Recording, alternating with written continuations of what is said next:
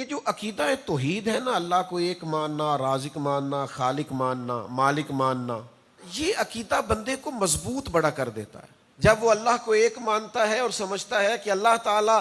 اپنی حکمت سے ہی سارے فیصلے کرتا ہے، تو پھر اس کے اندر حسد پیدا نہیں ہوتا، وہ کوئی چال نہیں چلتا، ناجائز مال نہیں جمع کرتا، اسے پتہ ہوتا ہے کہ واللہ خیر الرازقین، رزق دینے والا اللہ ہے۔ اور یہ جتنا بھی علم ہم حاصل کرتے ہیں نا،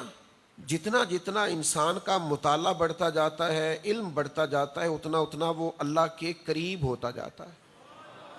اس کا عقیدہ توحید مضبوط ہوتا جاتا ہے۔ انما یخش اللہ من عبادہ العلماء، اللہ کے بندوں میں سے جو عالم ہیں وہ اللہ سے ڈرتے ہیں۔ اور نبی کریم علیہ الصلوۃ والسلام نے فرمایا، میں تم سب سے بڑھ کر اللہ کو جاننے والا ہوں، اور میں تم سب سے زیادہ رب سے ڈرتا ہوں۔ تو آپ کا علم اگر تو آپ کو اللہ کے قریب کر رہا ہے، تو پھر اس کا مطلب ہے آپ رستہ